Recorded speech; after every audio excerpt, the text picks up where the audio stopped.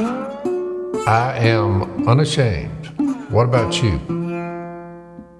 This past weekend, we had I called it a Corona quarantine survival party at my house because we had the Corona run through.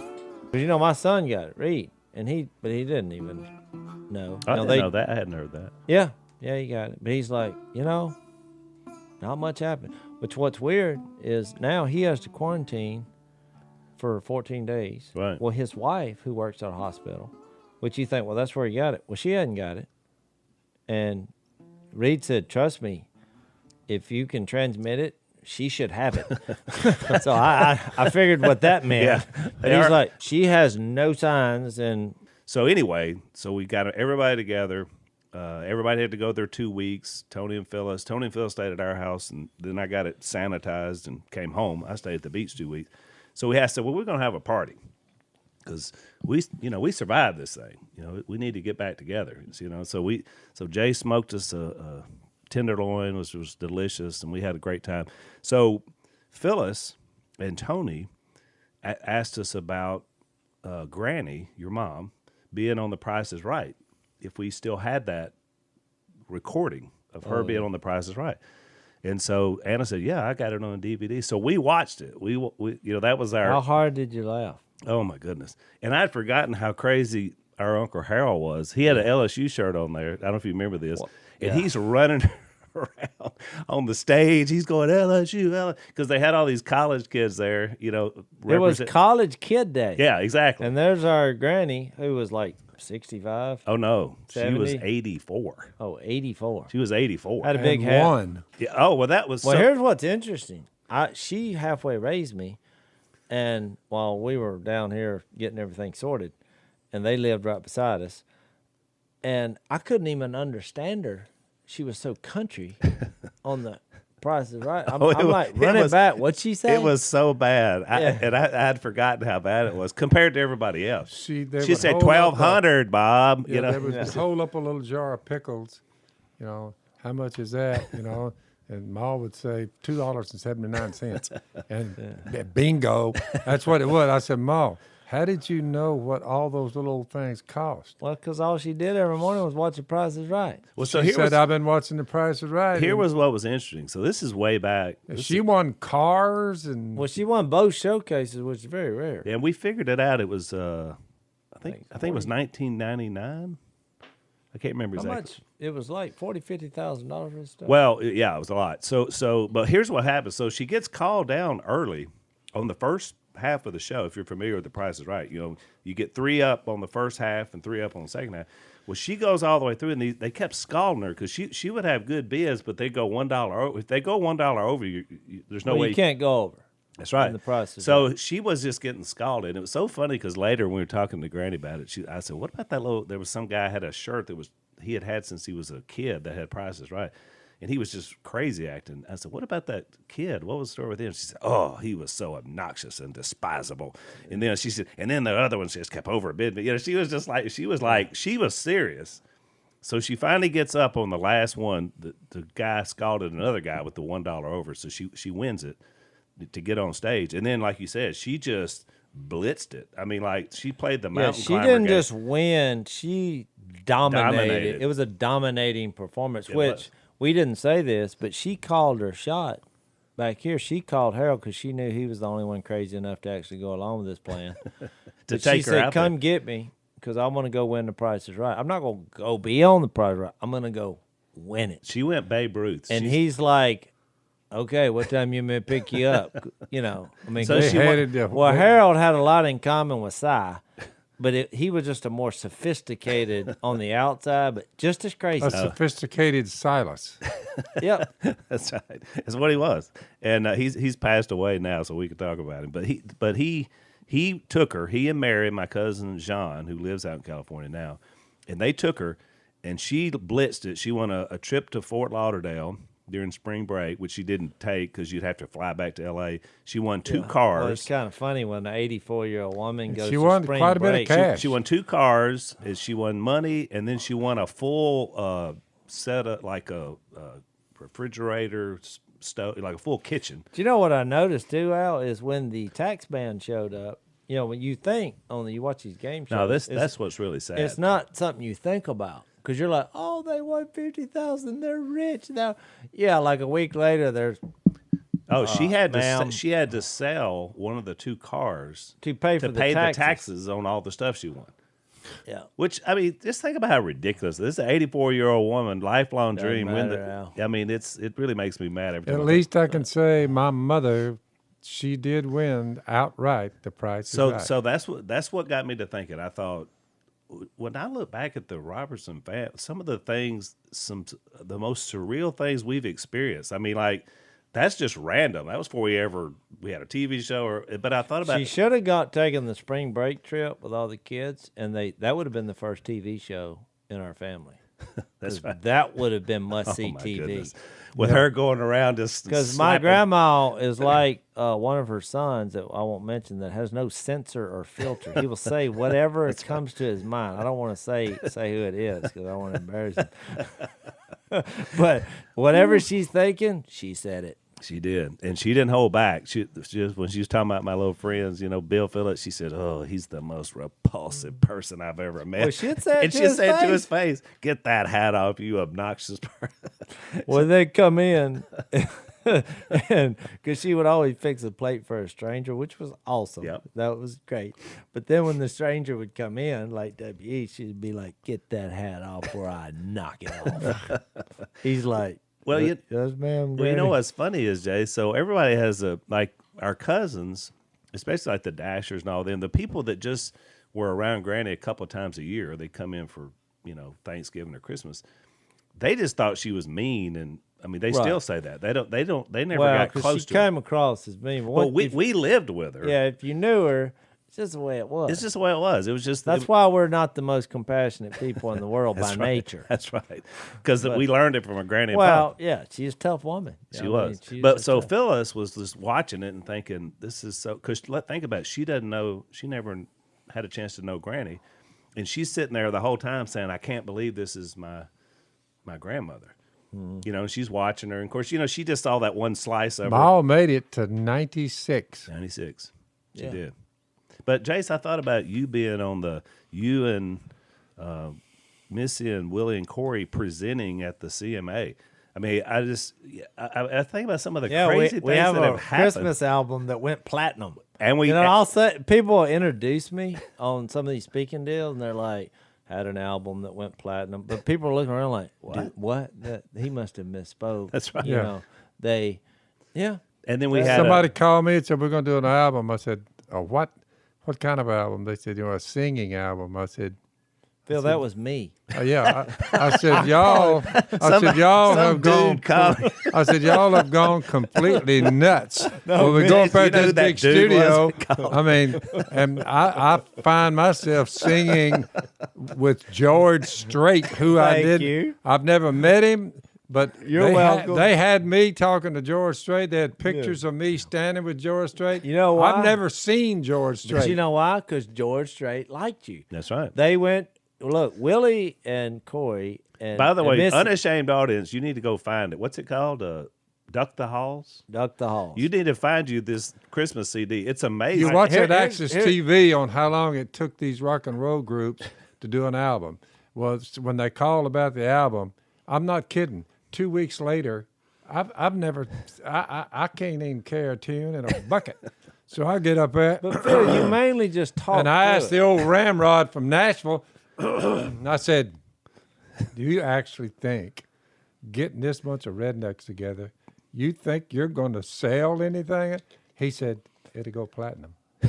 I said, he was right. Buddy Cannon. Look, I said, Buddy, what? Buddy has I said, produced. platinum. What exactly? He said, that's just high. Well, you sell a million copies of it. So I thought it was a big joke, but that old guy was dead serious, and I looked up, and it did go platinum. And it's I'm serious. It's really good. I was shocked at how good it is. Well, what Buddy said on first day, I mean, because we made a lot of connections, because Willie, through Buck Commander, it's a lot of his friends are country music singers. That's right. Luke. And there's jokes about it. They're like, in the country music world, if you can sing, great, but it's optional. Let's face it. Tell me I'm about just it. being honest.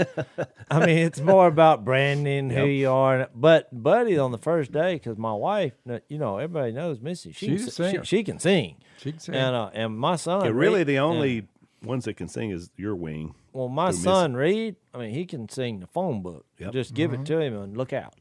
And so when we got up there, and I was kind of like you, because Willie and Missy, basically, Willie's like, I'll take care of the business side of it. Y'all take care of the singing side. So Missy and Buddy worked together. They came up with the songs, and So Missy's Cy a does the bulldog about it. Yeah. Too, but I said, buddy, you actually think this will work? And he's like, oh, y'all actually have some talent. He's like, this is going to be awesome. And so I was thinking, really? And guess what? To this day, we still sell a ton Because they with no marketing, or they're even talking about. How come if that's true, why don't I get a check every once in a while?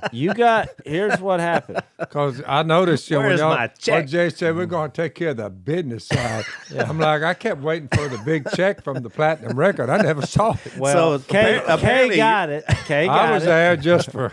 No, here's what happened. Everyone who participated. There's any money in this? I said, no, you got to sell 1 million copies. You might make a little. I think I'm you like, got the no. We business. sold a million. I think you got the business Okay. end of I the still business. didn't make it. This was not planned. No, you made something. Everybody who participated in the album got a check. You had a check. So Kay got that check, and you received payment for your involvement. Yeah. But the 4 owners of the company, Missy, Jase, Willie. That's where the big bucks went.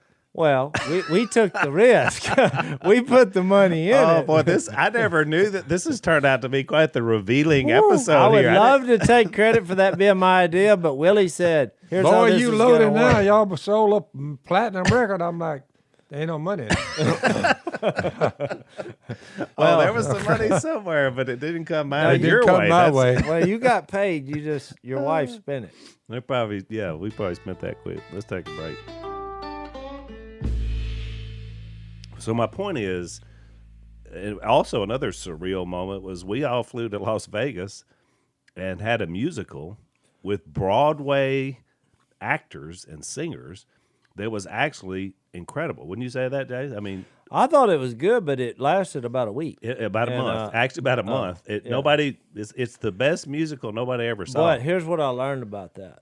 It's because I've been to a bunch of musicals because my wife, she's a musical person. Yeah. Now, did I enjoy them? No. The only one I liked was the one about us. Yeah. Well, that was the death knell. Because all these ones I didn't like, they're famous. That's the ones everybody goes to. This is hallowed ground. They cost $100 just to go see. Right. Somehow so- we got blackballed on that one. No, Well- we didn't get blackballed. It's like if you make something that redneck type people like, it's not fit for But the Dad musical, is right. There was an that audience. There was an element because Al, I really don't believe. I Guys, don't. it That, is. it's not that crowd. They don't. no, but I just from You know- knowing behind the scenes because Dad had some dust ups with certain communities that are very involved in don't believe in that musicals, and whatsoever. I think that's why would they send us to Vegas? who I mean, go to- we weren't a Vegas show. Who goes to musicals? Do you go to musicals? I go to musicals when I I go to have New no York. idea. I No. enjoy Okay, music. No. You're an exception to the rule. Phil would never. I'm not going unless Lisa and I my go a lot. wife. And because like my wife who likes musicals, she looked at it and said it's too shallow. But what I Yeah. liked about it, So what I liked about the storyline was basically it was told from Willie and Corey's perspective of their book, which is kind of how they met, and so they were kind of the core story was their love story. But then they had a great thing with Cy, which was hilarious. It was called "Ladies Man" was the name of the song, and this singer that played him he looked a lot like him, and he was great. And then, but the because that's true. People don't realize that there's women out there who are in love with Cy. That's You know right. He's married, right. and well, I see it every time I go on a trip with Cy. There are women who literally scream and Oh, yeah. holler and Now cry. that is scary. But true. I can't figure it out. But true. I think all of this, what you said, though, I mean, because to me, God chose a bunch of, people that look like us, and said, "Oh, I'm gonna share But- Jesus through them." So all these opportunities came. And this is my opinion on what happened to try to explain, because it's not like we did it. Right. I mean, it all just. I mean, like my grandma said, "I'm gonna go on The Price is Right." That's got to be the luckiest thing. If you just looked at it from people's perspective, how, one, you got to get picked. You drive out there, then you got to get up. Then she won. Then she won both. I mean, it's just like, it's got that's the luckiest thing I've ever seen in my That's life. what got me thinking about it. And then on the musical, Dad, the core part of the gripping, because they're doing acting and sing. Musicals have a story. Well, they show the scene. They have a scene where basically you come to your senses. Like, they showed that was part of the thing. You had a Bible, and they're hamming it up. And you met the guy that played you. Remember, we flew somewhere with him. I don't remember it. Well, and he was pretty good, but so he just throws the Bible. He's like, I'm not doing anything with this God. It was really like watching the acting was amazing. So they were taking basically your life before you were a Christian and condensing it into that one scene. And then finally you basically drop to your knees and you're just like, I got to change my life. And then you even say, the one playing Mom is like, will you forgive me?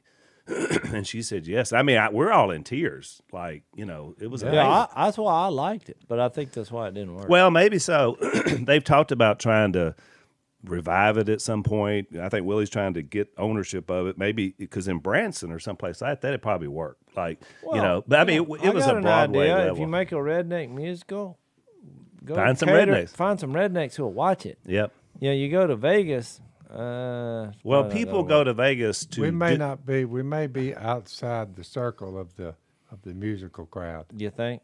Yeah, well, I'm but we sold. I'm leaning We that way. platinum with the country music know? is our audience. You see what I mean? That's Right. this people hunt and fish. And it's a little different. I think they could rework it in a Branson audience, and it could work. As long as I don't have to be in it. I do. There was I have some special friendships with some people that worked on that musical. Because what really was shocking about meeting them is when we met all the characters who played it. Of course, they had been in. all kinds of stuff. What's the one? Wicked, with, one of them. Yeah, Wicked. One of them that played Corey is in Wicked right now. Yeah, that's right. We just saw her. What's her name? I can't remember. Well, I had a I'm brain terrible cramp. with names. But she's awesome. She's a great and look, person. every time my wife goes to New York, they either go eat lunch with Yep. each other. And they have a great friendship. But what's weird is the first time I met them, when we walked into Willie's old house, they were all in there and they sang some of the songs a cappella. And I was like, well, I'll tell you one thing, they can sing. It was moving. Oh, these it was people. hair standing up on the back of your neck, just their voices. So the one that played Lisa, and this is an amazing story. So we met him in Vegas this first night. All the ones that played us, and there was the guy that played me and the guy that played Lisa, and the lady that played Lisa, she's young, so she was a young Lisa, in the thing, is from the Steinbrenner family. Her grandpa was George Steinbrenner, who owns the Yankees. Huh.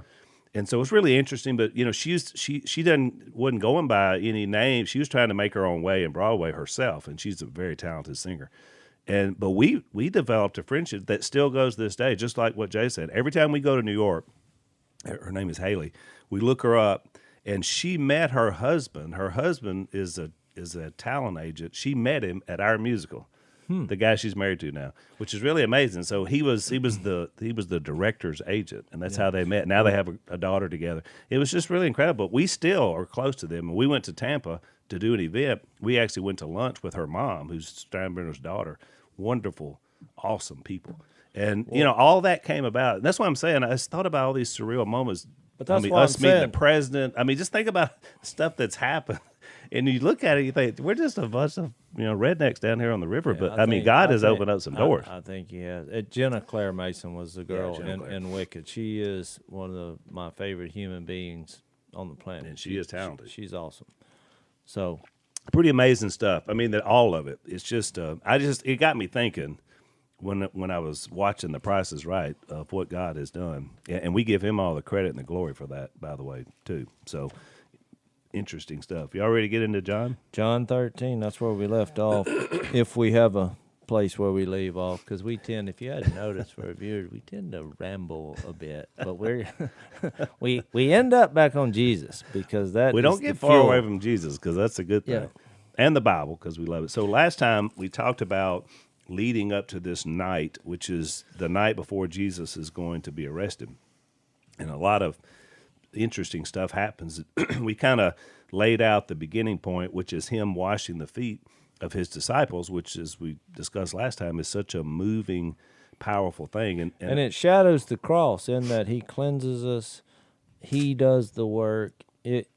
Right. You know, it was his plan through love, and you're seeing the depth of Jesus's love. Meanwhile, he has one of his, close knit core group members, Judas, who's going to betray him, and he knows it.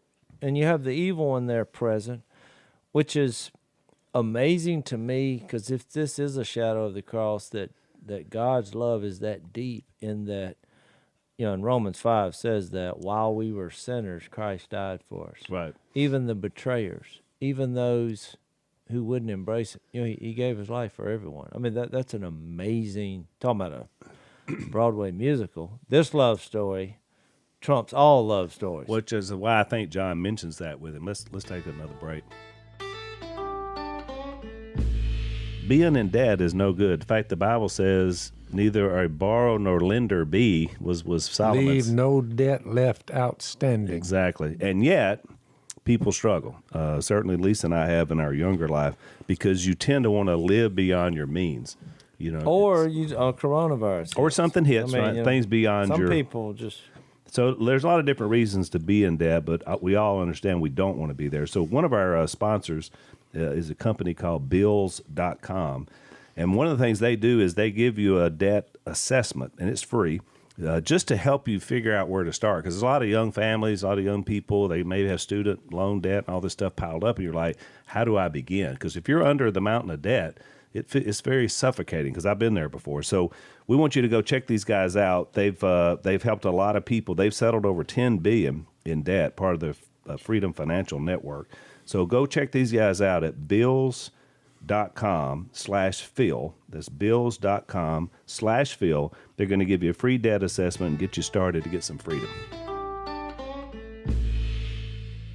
So, yeah, I want to get into that. I want to unwrap that, Jase, because we find out first that we read before that Satan is prompting him, was the way John put it. And then later, when we get down, so Jesus, when we get to verse 18. Well, and that's why I brought up the 30 pieces of silver and the advertising campaign. I brought it into modern day America. That's right. If you remember. Because I was like, there's a little deceit going on to make money. Right. And in this case, you have one of Jesus's close friends, his followers, betray him over what? 30 pieces of silver that he eventually threw back. Out of guilt. And killed himself. That's right. That was a terrible He plan. didn't die well either. No. No, it was ugly. But Down the cliff, just intestines were hanging out. Yeah, What does it that's say? in Acts. Acts it's like describes a it. Acts rated 1. R description of what He happened. hanged to him. himself, It said fell it- down, split his gut open, and Which just tells you Immersed in the something, field. that even being that close to that much power, to the Son of God, and all the miracles, and all of that, and Judas there watching the whole thing, but it was just a sneakiness about him. He was the money keeper, Right. kind of slicking a little bit on the money, little stuff, Right. But you could tell he was he's a little corrupt. But Well, the prompting up there, but I've told many a person, I said, this is scary. Yeah, I want to When we get start into talking that. about the evil one, as soon he said, who is it, Lord? Which one of us is going to do it? I mean, they're looking around he like, said the one who dips his bowl is the one who's good. There's somebody, he made an announcement. One of y'all is going to betray me. yeah. And when he said that, dipping the piece of bread, he said, the one I gave this bread to, he's the man. Judas Iscariot, son of Simon. As soon as Judas took the bread, Satan entered into him. that entered into him Is a frightening is thing. one of the scariest texts that I've ever read in the Bible. Yep. I'm like, boy, when you do something and this happens, Satan enters you, it is everybody is controlled by the evil one. That's what Paul told Timothy. Well, he said the whole world. You gently instruct them in the hope that God will grant them repentance. They'll come to their senses and escape from the trap of the devil who's taken them captive to do his will. But in this case, Jesus let it slide. He let him go. Well, because it fulfilled his plan. And even the verse up in 18, he said the reason he did the whole bread thing was that was a fulfillment of a prophecy from Psalm 41. He who shares my bread has lifted up his heel against me. That was a messianic prophecy, prediction from hundreds of years earlier. But now, wait a minute. He could have forced this issue at any point. Yeah. He could have just turned Judas into a... If you can raise somebody from the dead, you can also... That also means that you can turn someone into mist in less than a second. That is correct. Psst. But he wanted to do it because of his love. The whole plan, because God is love.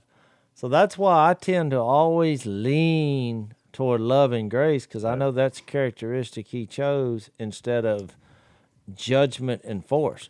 I mean, I told you the other day we were having a debate because I live some in Austin, Texas, and Phil's like, well, I heard there's some liberals down there, and I was like, oh yeah, I saw them. They're protesting here and there down in downtown Austin.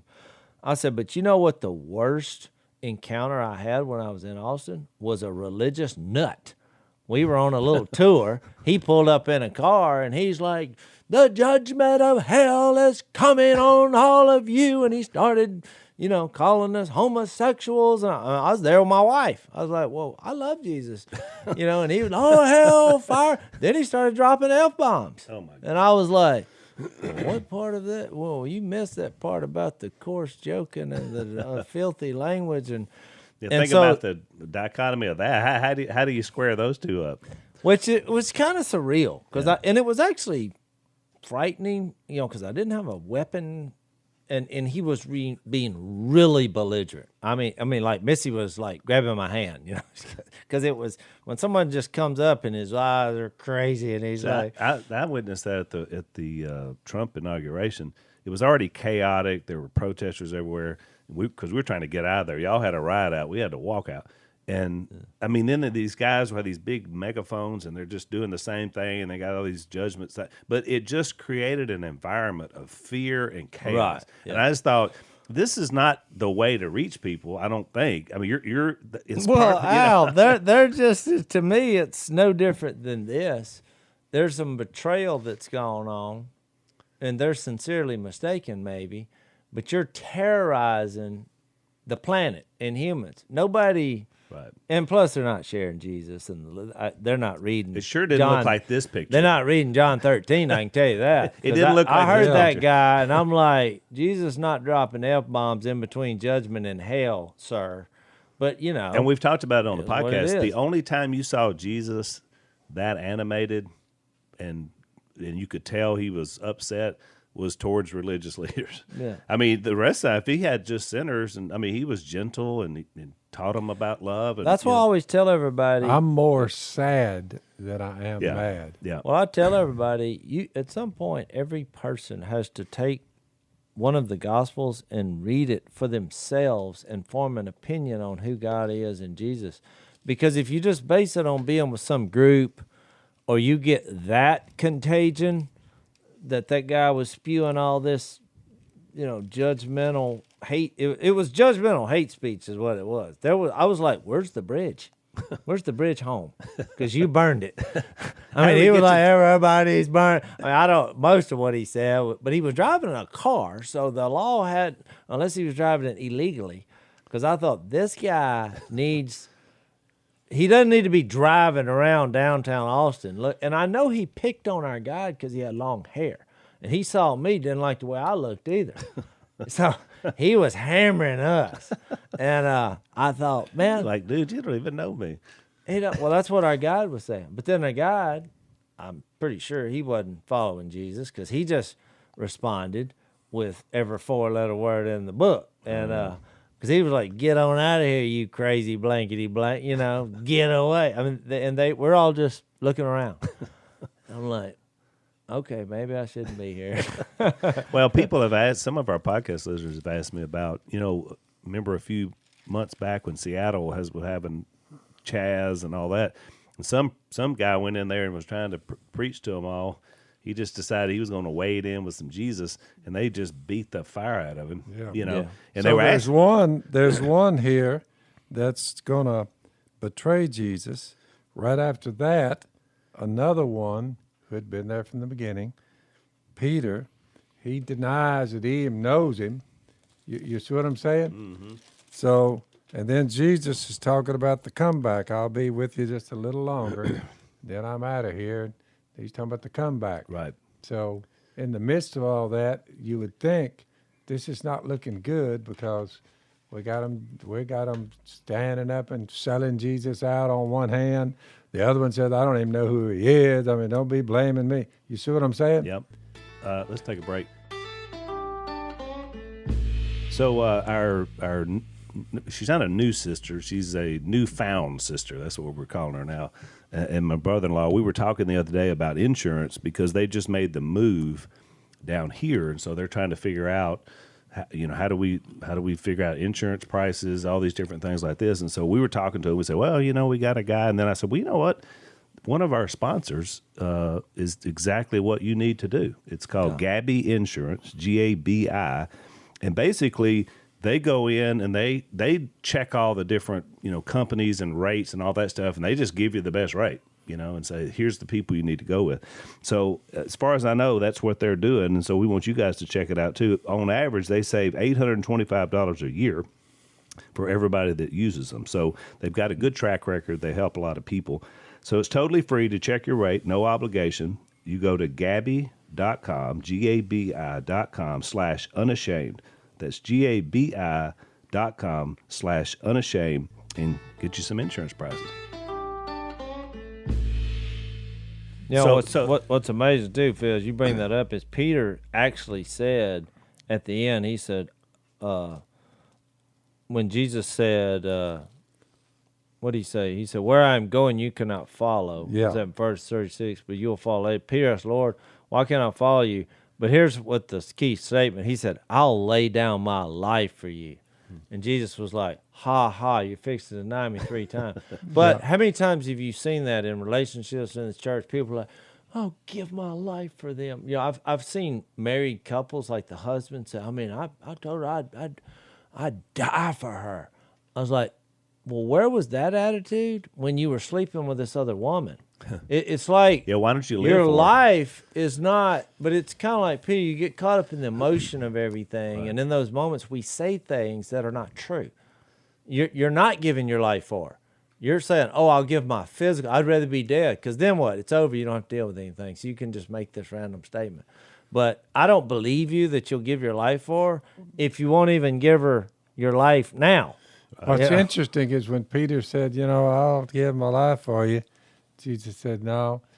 I mean, before it happened, no, you'll deny me 3 times. Yeah. And it's like, which I wonder what he thought. Meticulously scripted. I just wonder what he thought in that moment, because he was thinking, there's no way I would do that. Now, Jesus is telling him, and but he's thinking in his mind, he's still thinking. There's, like Jay said, he's thinking, oh, boy, do you ever have this wrong? Which is why I think he's the one that took the sword out and cut off the guy's ear at the moment, because he just thought, I'm going to show Jesus. Yeah. We're going to fight this out if that's what happens. And Jesus is like, no, it's the same thing that happens when they say a hurricane's coming. You're like, oh, a hurricane's coming. And we've been through lots of hurricanes, no big deal. But this last one that came through, now when them trees, I'm talking about big trees, started hammering my house, falling in every direction, I no longer thought, oh yeah, I've been through a lot of hurricanes. I'll be fine. I was thinking, pretty sure I'm fixed to die right here, because that's what I was thinking. Big bull pines start falling. It's like when you're in the middle of that, there's nothing anybody can say. That's you kind of lose whatever you had justified thinking it ain't gonna happen to me, it hit me. I thought it's happening, and I wasn't fearful, but I was anxious because I thought I'm ready to go. I mean, but instead of being stressed out about it, I eventually went to the bed and went to sleep because I just thought if I die, I'd rather just be dead while I'm taking a nap in here. I don't want to see the tree fall because I was going from one end of the house and then boom, I'd hear another one fall. I was like, I better go on this side. Because look, that's a lot of people that died in that hurricane. Yeah. That's how they died. The tree fell across the house. Sure did. So I think he thought the same thing. Everything's flowers and fluffies at My this whole point, house but- is surrounded by trees, Oh, I big know. trees. But when you're arrested and there's armed soldiers taking your leader, and Well, I think becomes that's real. I think that's what did it is because Peter and all of them kept thinking, still earthly. They kept thinking, well, he's fixing to put us, he's fixing to rise. I mean, because he kept on with the kingdom. Well, they didn't get they it. kept thinking he was going to whoop the army. That's right. And then when they arrested him, they thought, what were we thinking? That Yeah. guy's an idiot. And- We're and all look, going to die. not only arrested him, They never thought during the process he's fixing to save the world. They just didn't right. think. That's And- why I told you surrender is never an option that people see as a way to victory. And neither is service. You're never going to convince people that what you got to do to be successful is go around and wash everybody's feet. They're like, I ain't doing that. And they'll say, hey, you want to win? You got to give up. What? It doesn't make. That's why the two hardest things to do as a human being, surrender and serve. And those are the two things that he said, this is your path to victory. That's why people say, I'm not following Jesus. I'm out on that. I'm not surrendering to anybody. Yep. And I'm sure not going to wash your feet. So I made a point last week in my sermon. I was talking about when Lazarus was raised. He has an interesting discussion with Martha, and she says, "I believe in you. You are the resurrection and the life." She says, "I believe." But then as soon as he goes over it and says, "Take that stone off of there," she says, "Oh Lord, he's been in there 4 days. You don't want to do that."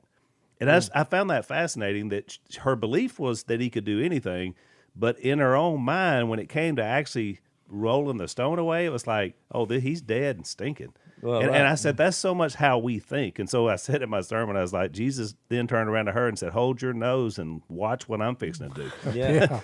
Because, that's what happened. But it's that we're so enslaved to the world, many people are, that it's hard to see Jesus. And I think it's exactly what happened to Peter. And you're right, the more chaotic that night became, because they didn't just arrest him, they immediately started beating the fire out of Jesus. I mean, the Jewish guards started first on him, and then later got to the Roman. That would be a good bumper sticker. Hold your nose and watch this. And then have the verse under it. Yeah. Hey, there's somebody get on that.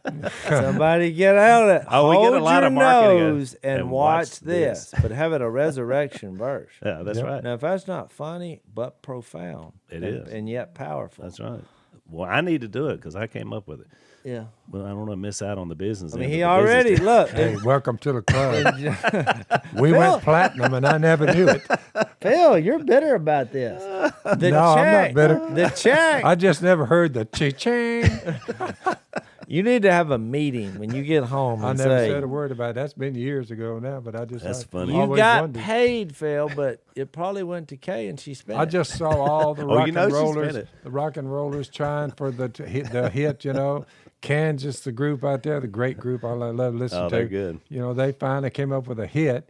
Wayward, where was you, my wayward son? And they hit it on that one, and it went platinum. And they were all like, "Boy, we had a platinum record." They were all up there holding the record, But I said, "Yeah, we went platinum one time."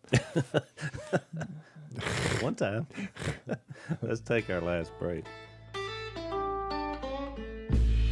So you didn't know this, Dad. The lead singer for Kansas, I can't remember his name. He had developed a relationship somehow with Tommy Inman. Somehow they met. Well, tell them who Tommy Inman is. Well, we talked about him. He I preached know, the but sermon. this may be the first time they ever listened. He's one of our elders at our church. That's good that Tommy's working with him. Well, He's a great baseball. He's a coach. Yeah, you told baseball the story coach. where he Well, I played- didn't say he's a coach. No. But he loves the Lord, has a very high pitched voice And that you made fun of. and he teaches Bible at our local Christian school. He's a really great guy. But somehow they connected, and they actually did a song a Duck Dynasty. It may have been about you. It was about you or Duck Dynasty or something. They never sold it or anything, but they just did it for fun. Because that guy's got pretty Walsh. high. I guess so. Yeah, Steve Walsh, yeah, lead singer for Kansas. And so they did some song back when the show was going on together. Just kind of, Tommy wrote it, but they redid Wayward Son to make something about either you or the family or something. Huh. But I don't know. It never went anywhere. Maybe it was Ducks in the Wind. I think that is it. Well, because I saw the songs here. Carry On. Ducks in the Wind? Dust in the Wind. Dust in the Wind. That was their second big hit. No, but they changed it to Ducks. They changed it to Ducks in the Wind. And that was about our family or whatever. Yeah, it was pretty funny. Tommy was so excited about it. And of course, I think they thought they'd probably sell it, but most great ideas about people had back in those days, you know, they never quite rose to the level, to get there. Said he was a graduate of Christian Brothers High School in Atlanta, Georgia.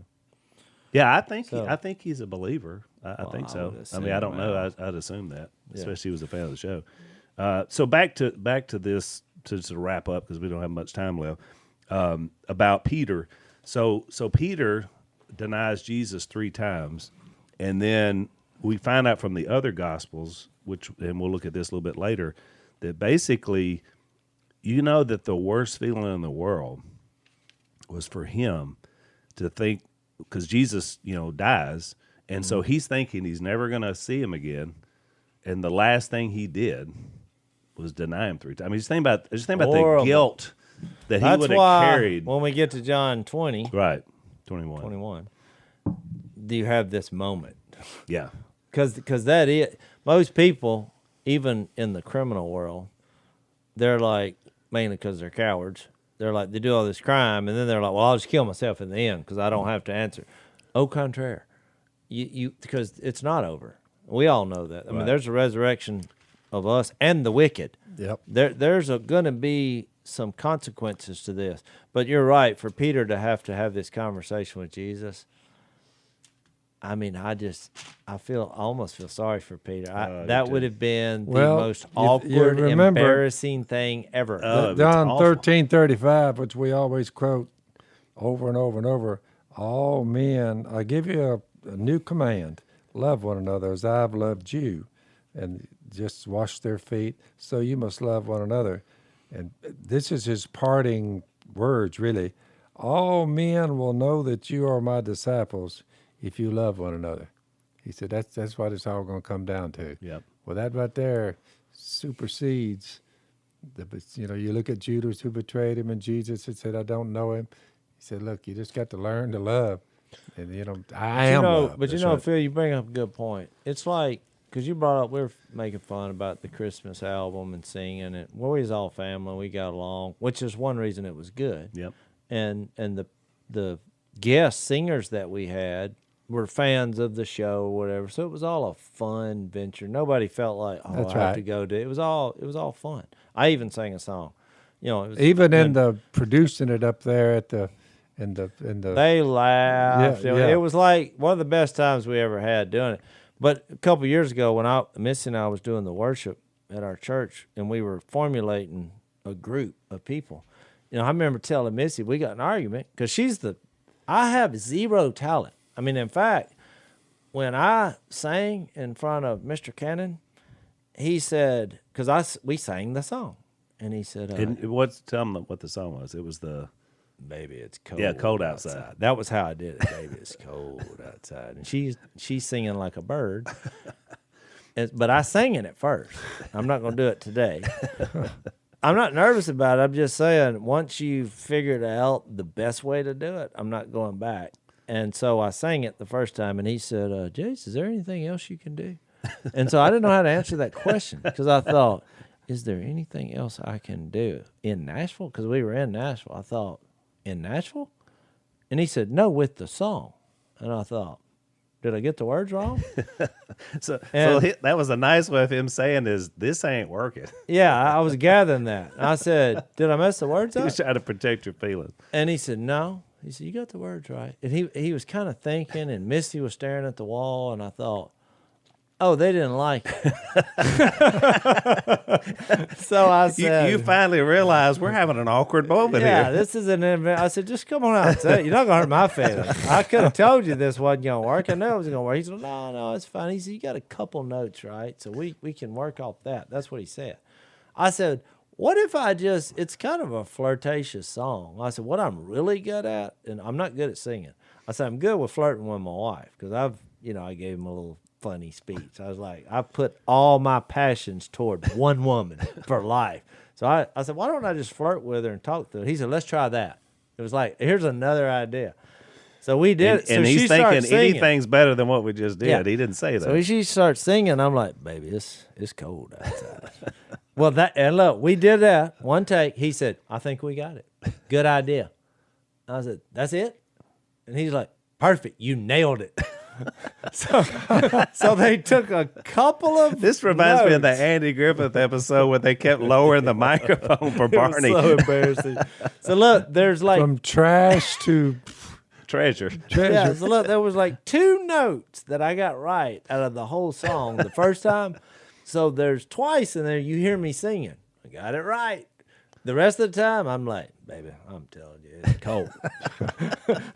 Oh, I laugh every And time I so, hear it because I knew the story, but it makes it funny. It was. I'm not even sure why we were talking. Oh, I was saying. So, but when I formed the worship team, Miss and I were arguing because I said, "Look," she's like, "No, let me handle that." I was like, "Nope." I said, "Here's what you're not listening." I said, "What we need is a group of feet washers who hopefully can sing." Because I said, we're going to be changing some things. It's going to be uncomfortable. So, we were trying to really make some changes in how we worship and how we sing. And you saw that. Oh, yeah. And I was thinking, we need as few of ego, maniac, real opinionated. We need as few of those as possible. I said, don't go for God-given talent. And this was the line that I used. I said, don't go after the most talented, the most God-given talent. I said, go after those who have been God-inspired, and they're feet washers who love people and want to be involved. And that's what we did. She said, I agree with you. And so our little crew, who we got to be really close to, and, we weren't making judgments on them. We just had seen their lives and their attitude, and we're like, feet washer. And so that's why it was so smooth. Yeah. I mean, because everybody came, and I really, the reason I'm bringing that up, just think about our church leaderships and our churches as a whole. If everybody had that attitude, what more would be done? Yeah. I mean, it would be fantastic if everybody's saying, no, let me wash your feet. No, let me wash your feet, with the ideas of what we're going to do. I just think And I thought the way you guys built it was function. great because you basically pulled everybody together. They called, it was a class. They started off and they called the Holy Roar, and then Jase was teaching, the Bible with that idea that this whole thing is about us being like Christ. And where it really showed up to me, it wasn't just the upfront stuff y'all did, but when the pandemic hit, all of a sudden we were like, what are we going to do about, we want to be able to worship with our church family, but we're spread out all over the parish. And so we filmed some videos with that group. Oh, yeah. And it's still one of my favorite things. The same studio, we did all the stuff for the Christmas album, and they're in there singing, and they just said, let's just go worship. And we recorded all those sessions, and then we were able to show those with our preaching. And so it just felt like we kept our unity of our church, during a hard time. So Well, what we did was, because I'm sure people will ask questions, we didn't go to, from Acts to Revelation and say, what is the, because he says there's three things when you worship in Ephesians. You sing psalms, hymns, and spiritual songs. We didn't, I would mention that, I would teach on that, the difference in those types of music and how you sing. What we focused on was the 4 Gospels, where all these spontaneous moments of worship happen, where they saw something awesome that Jesus did, and then it says, like when Jesus walked on the water, and they're like, what? Then they fell down and worshiped. So we would try to have the sermon Jesus-centered and have a spontaneous, planned worship experience from that was not, where the audience was like, they didn't know what's coming next. I mean, and all kinds of music. So, and I really think it worked. I mean, it was a really good venture.